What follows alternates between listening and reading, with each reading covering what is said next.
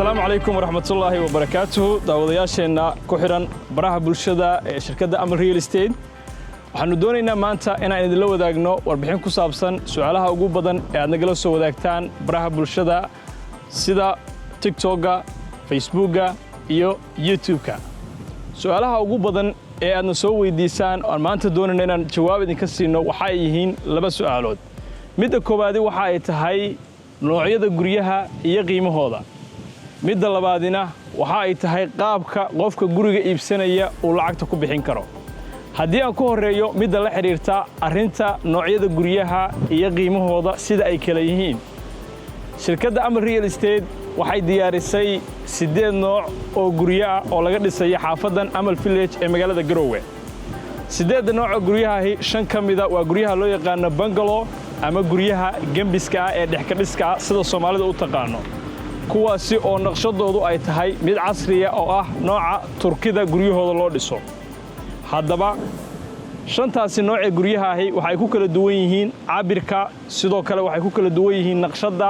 iyo noocyada guryaha ee ku jira gurigaasi ama qaybaha guryaha guryahaasi sidoo kale waxay ku kala duwan yihiin qiimaha adiga oo faahfaahinta la xiriirta guri kaste iyo qiimihiisa iyo cabirkiisaba aad ka heli kartid marka aad soo wacdid lambarka qaybta qancinta macaamiisha ee shirkadda Amal Real Estate sidoo kale waxaa jira 3 nooc oo guryaha kuwaasi oo ah guryaha dabaqa ama filooyinka loo yaqaano ama G+1 hadba sida u taqaano guryahaasi waa 3 nooc waxay ku kala duwan yihiin cabirka qolalka iyo sidoo kale qiimaha iyo naqshadda iyadana sidoo kale guri kasta iyo qiimihiisa qaybta qancinta macaamiisha ayaad weydiin kartaa su'aal kasta oo la xiriirta guriga aad doonaysid shirkadda Amal Real Estate waxay ku leedahay ku soo dhawow guri raaxo qurux badan environment qurux badan oo aad ku helaysid qiimo macquul ah su'aasha kale ee aan rabno inaan idinkaga jawaabno oo badana aad baraha bulshada naga soo weydiisaan waxa ay tahay qofka guriga iibsanaya sidee ayuu ku iibsan karaa gurigaasi waxaa jirta laba hab oo aad gurigaaga ku iibsan kartid habka koowaad waa inaad tahay qof lacag kaash haysta kaasi oo marka ugu horeysa ee contractiga ama heshiiska uu qofku guriga ku iibsanayo uu saxiixo laga rabo lacag 50% waxa sidoo kale uu bixin doonaa 30% marka guriga qalfoofkiisa ama structure-ka la taago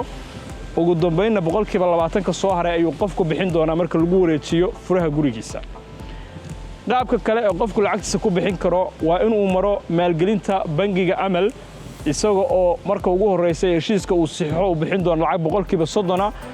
lacagta inta kale ee soo hartay oo 70% wuxuu haystaa muddo 6 sano ah oo uu si tartiib isaga bixin karo lacagtaasi